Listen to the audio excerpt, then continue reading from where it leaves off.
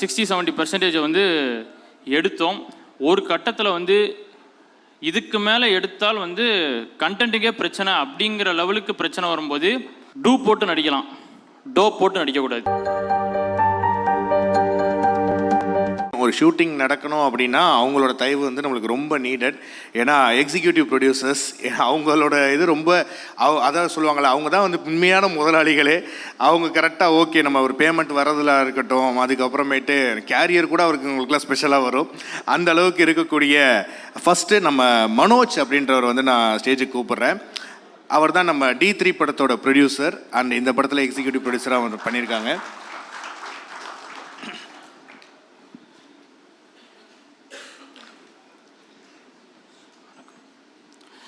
ஆக்சுவலாக வந்து எல்லாருமே சொன்னாங்க கஷ்டப்பட்டு எடுத்தோங்கிறதுல. இதில் என்ன அப்படின்னா நிறைய பேருக்கு தெரிஞ்சிருக்கும், கண்டிப்பாக மீடியாவுக்கு தெரிஞ்சிருக்கும். இந்த படம் வந்து ஆல்ரெடி இன்னொரு ஹீரோவை வச்சு நம்ம வந்து எடுத்தோம். அவர் பேரை கூட நான் சொல்ல விரும்பலை. அவரை வச்சு எடுத்து ஒரு 60-70% வந்து படத்தை வந்து நம்ம முடிச்சிட்டோம். அந்த 60-70% அவரை வச்சு எடுக்கும் போதுமே அந்த பெர்சனால் வந்து அவ்வளோ குடைச்சல், அவ்வளோ ப்ரெஷர். அதை தாண்டி வந்து நம்ம 60-70% வந்து எடுத்தோம். ஒரு கட்டத்தில் வந்து இதுக்கு மேலே எடுத்தால் வந்து கண்டென்ட்டுக்கே பிரச்சனை அப்படிங்கிற லெவலுக்கு பிரச்சனை வரும்போது ட்ராப் பண்ணிக்கலாம் அப்படின்னு சொல்லிட்டு ட்ராப் பண்ணியாச்சு. அதுக்கு வந்து ஏகப்பட்ட விஷயங்கள் வந்து மீடியாவில் வந்து சொன்னாங்க. நான் ஒரே ஒரு லைனில் வந்து அந்த பிரச்சனைக்கான சொல்யூஷனை சொல்கிறேன், மற்றதை வந்து மக்கள் புரிஞ்சுப்பாங்க. அதுதான் படத்துக்கு மெயின் பிரச்சனையாக இருந்துச்சு. ஒரு நடிகர், அது ஸ்பெஷலாக ஒரு ஹீரோ, டூ போட்டு நடிக்கலாம், டோப் போட்டு நடிக்கக்கூடாது, அவ்வளோதான். அதுதான் அந்த படத்துக்கான மெயின் பிரச்சனையாக இருந்துச்சு. அதுக்கப்புறம் வந்து நம்ம சரண் சார் வந்து சொல்லியிருந்தார், ஒரு பிரசவம் மாதிரி ஒரு படம் அப்படிங்கிறது, ஒரு பிரசவத்தில் ஒரு குழந்தை எப்படி பிறக்குதோ அதை மாதிரி தான். அந்த பிரசவத்தில் வந்து திடீர்னு வந்து கரு கலைஞ்சிட்டா எப்படி இருக்கும், அந்த மாதிரி தான் 60-70% எடுத்த படத்தை தூக்கி போடும்போது எங்கள் எல்லாருக்குமே இருந்துச்சு.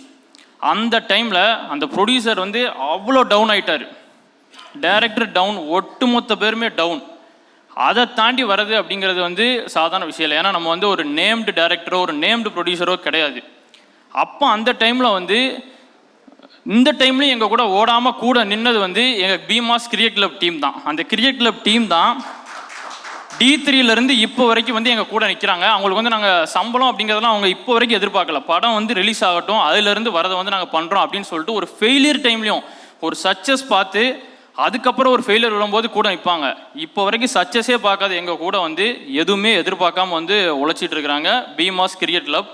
அது போக ப்ரொடியூசர் சாருக்கு வந்து அதுக்கப்புறம் வந்து டேக் ஆன் பண்ணலாம், இதுக்கப்புறம் நம்ம எடுத்து கொண்டு போகலாம் அப்படிங்கிற ஒரு தைரியம், ஏன்னா விட்டுருவாங்க, அந்த தைரியம் அவருக்கு வந்ததுக்கு அவருக்கு வந்து ஒரு பெரிய ஹேட்ஸ் ஆஃப். அது வந்து சாதாரண விஷயம் இல்லை.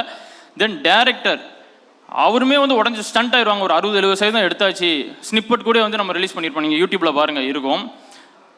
அவரும் அதிலேருந்து ஓவர் கம் பண்ணுறது அப்படிங்கிறது வந்து சாதாரண விஷயம் இல்லை. இதெல்லாம் தாண்டி வந்து பண்ணோம். இன்னொரு விஷயம் என்னென்னா, எங்களுக்கு அதுக்கப்புறம் என்ன ஆகி போச்சு அப்படின்னா, அந்த பட்ஜெட்டும் இதில் தானே ஆட் ஆகும். ஒரு படம் ட்ராப் ஆனாலும் அந்த பட்ஜெட் இதில் தான் ஆட் ஆகணும், இதில் தான் நாங்கள் வந்து எடுத்தாகணும். அப்போ என்ன நாங்கள் பண்ணோம் அப்படின்னா, எங்களை நாங்கள் வருத்திக்கிட்டோம்.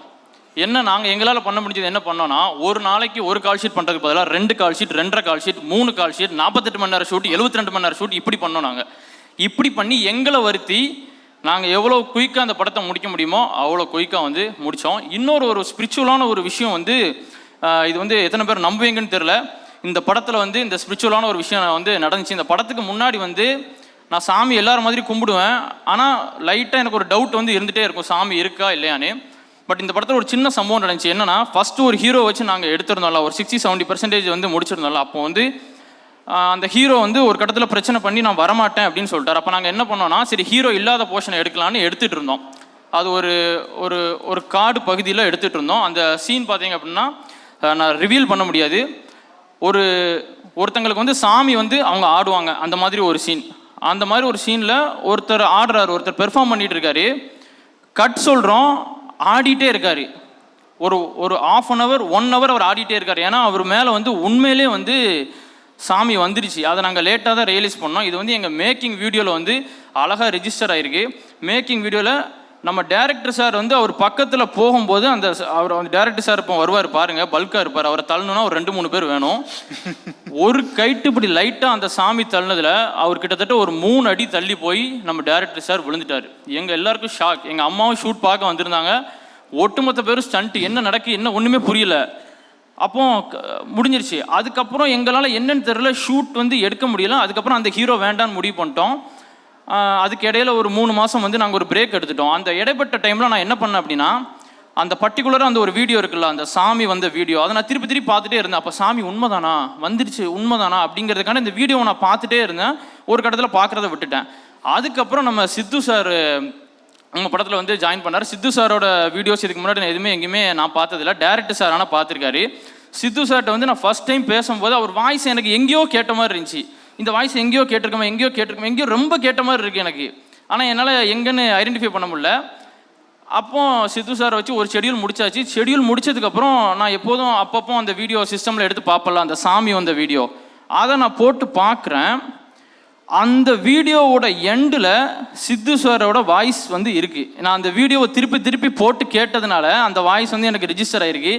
என்னன்னா, அந்த மேக்கிங் வீடியோ எடுத்தோன்னு, அந்த கடைசி ஒரு மேக்கிங் வீடியோ எடுத்தோன்னு சொன்னல, அந்த ஹீரோவை வச்சு எடுத்த கடைசி மேக்கிங் வீடியோவில் அந்த சித்து சாரோட வாய்ஸ் இருக்கிற ஒரு இன்டர்வியூவை யாரோ ஷூட்டிங் ஸ்பாட்டில் வந்து பக்கத்தில் இருந்த பையன் வந்து ஒரு நிமிஷம் ஷூட்டிங் ஸ்பாட்டில் பக்கத்தில் இருந்த யாரோ ஒரு பையன் அந்த வீடியோவை வந்து ப்ளே பண்ணியிருக்கான். அது வந்து அதில் ரெக்கார்ட் ஆகிருக்கு. அதனால் அவரோட வாய்ஸில் வந்து ஒரு 20 செகண்ட் வந்து அந்த மேக்கிங் வீடியோவில் லாஸ்ட் பார்ட்டில் ஜாயின் ஆகிருக்கு. I was stunned. அது அவரோட வாய்ஸ்ன்னு தெரிஞ்சதுக்கப்புறம். ஏன்னா அந்த ஃபஸ்ட்டு ஒரு ஹீரோ வச்சு எடுத்ததில் கடைசி ஷாட் அந்த ஷாட் தான். அந்த ஷாட்டில் கடைசியாக வந்த வாய்ஸ் நம்ம சித்து சாரோட வாய்ஸு. அதே சித்து சார் தான் இந்த படத்துக்கு ஹீரோ. அதுக்கப்புறம் நாங்கள் வைக்கிற ஷாட்டில் இருக்கிறது சித்து சார். ஐ வாஸ் ஸ்டண்ட் சீரியஸாக. யாருக்கெல்லாம் கடவுள் நம்பிக்கை இல்லையோ, கடவுள் இருக்கார், கண்டிப்பாக இருக்கார். நான் இது ஏன்னா ஒரு விஷயத்தை அவர் சொல்லுதார், அந்த படத்தோட கடைசி ஷாட்டில் அவர் சொல்லுதார், இந்த படத்துக்கு ஹீரோவாக வரப்போகிறவர் இவர் தான் அப்படிங்கிற ஒரு இது வருது. அது எங்களுக்கு புரியலை. லேட்டராக தான் நான் சொன்னேன். எல்லாருமே வந்து அதுக்கப்புறம் ஏதாட்டு அதுக்கப்புறம் இந்த விஷயம் தெரிஞ்சதுக்கப்புறம் நாங்கள் நிறைய குலதெய்வம் கோயில் அந்த மாதிரிலாம் போய் சாமி கும்பிட்டு அந்த மாதிரி எது பண்ணாலும், இப்போ இந்த டீசர் கூட 2 நாளைக்கு முன்னாடி நான் குலதெய்வம் கோயிலுக்கு போயிட்டு தான் வந்தேன். அண்ணனால் வர முடியல, நான் போயிட்டு தான் வந்தேன். அந்த மாதிரி ஒரு ஸ்பிரிச்சுவலாக தான் போயிட்டுருக்கு. எவ்வளோ டஃப் வந்தாலும் ஸ்பிரிச்சுவலாக போய் கரெக்டானதை எடுத்துகிட்டு இருக்கிறோம். இன்னொரு விஷயம் நான் வந்து சொல்லிக்கிறேன். இப்போ நாங்கள் என்ன தான் வந்து எவ்வளோ பட்ஜெட் போட்டு எடுத்தாலும் இன்னைக்கு சினிமா அப்படி தான் இருக்குது.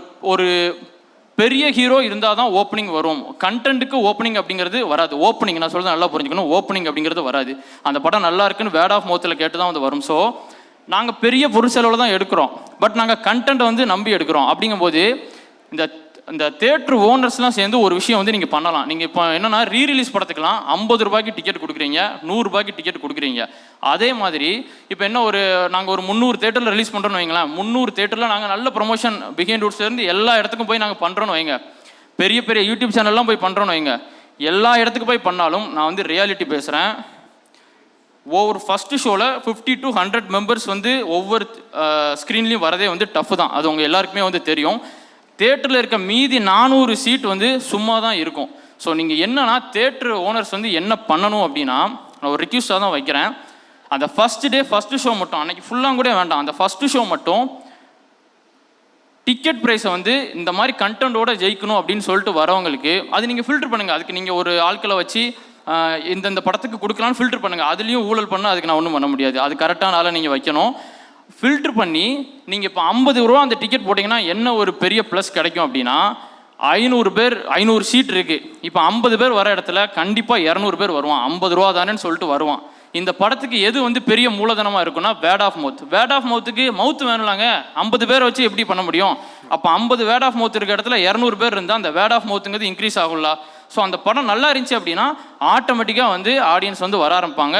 இது அட்லீஸ்ட் ஒரு ஃபஸ்ட்டு ஷோ பண்ண முடியலனாலும் ஃபஸ்ட்டு 100 டிக்கெட்டுக்காச்சும் நீங்கள் டிக்கெட்டிங் ப்ரைஸை வந்து ஒரு 50 இல்லை ஒரு 75 ரூபீஸ் அந்த மாதிரி நீங்கள் வச்சிங்க அப்படின்னா, எங்களை மாதிரி இது வந்து சின்ன பட்ஜெட்டில் இந்த படத்துக்கும் ஒரு பெரிய பொருட்செலவு அப்படிங்கிறது வந்து நாங்கள் பண்ணியிருக்கிறோம்.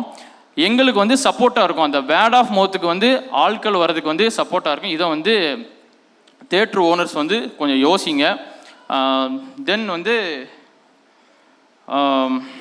ஃபைனலாக இன்றைக்கி வந்து ஒரு காலகட்டத்தில் வந்து ரஜினி சார் கமல் சார்னு போட்டி இருந்துச்சு. அதுக்கு முன்னாடி வந்து சிவாஜி சார் எம்ஜிஆர் சார்னு போட்டி இருந்துச்சு. அதுக்கப்புறம் விஜய் சார் அஜித் சார்னு போட்டி இருந்துச்சு. இன்றைக்கி வந்து ரெண்டு பேருக்கு தான் போட்டி. அந்த 2 பேர் யாருன்னா, ஹீரோவை கண்டென்ட்டாக நம்பி எடுக்கிற குரூப் அவங்களுக்கும், கண்டென்ட்டை ஹீரோவாக நம்பி எடுக்கிறவங்களுக்கும். ஓகே, நான் என்னோடய டீமை வந்து அங்கே கூப்பிடணுன்னு ஆசைப்பட்றேன். ஏன்னா ஹார்ட் ஒர்க்னு எல்லோரும் சொல்கிறாங்க. அந்த ஹார்ட் ஒர்க்கை நான் நேரில் பார்த்தவன். அவங்கள அட்லீஸ்ட் இதில் காட்டவா செய்யணும். பூபதி, ஒரு நிமிஷம். பூபதி, காதர்பாய், சக்தி,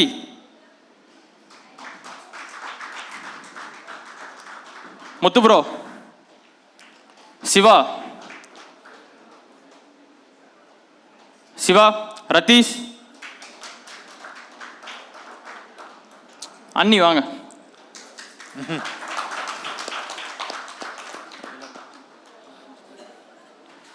இன்னொரு ஆளை பற்றி நான் சொல்லியே ஆகணும். அதாவது மகாபாரதம் தெரிஞ்சிருக்கும் நிறைய பேருக்கு. அர்ஜுனர் டவுனாக இருந்தபோது அவருக்கு வந்து பெரிய தூணாக இருந்தவர் யார்? கிருஷ்ணர். அந்த மாதிரி வந்து என் அண்ணன் டவுனாக இருந்தபோது ஒரு கிருஷ்ணராக இருந்து இன்றைக்கி வந்து, ஏன்னா பணக்காசு யாருனாலும் கொடுக்கலாங்க. அந்த பாசிட்டிவ் வேர்ட்ஸ் எதுவும் எதிர்பார்க்காம கூட நிற்கிற ஆள் அப்படிங்கிறவங்க வந்து ரொம்ப கம்மியான பேர். அந்த மாதிரி இந்த படம் திருப்பி உயிர்ப்பித்து எழுதுறதுக்கு வந்து மெயின் ரீசனாக இருந்தவர் வந்து கோபால் சார். சார் நீங்களும் வாங்க. கோபால் சார்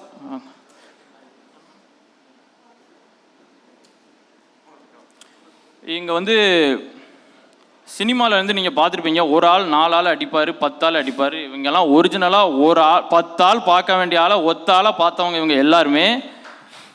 அவங்களுக்கு ஒரு கிளாப் பண்ணலாம். டீசரை பற்றி எதுவுமே பேசலை.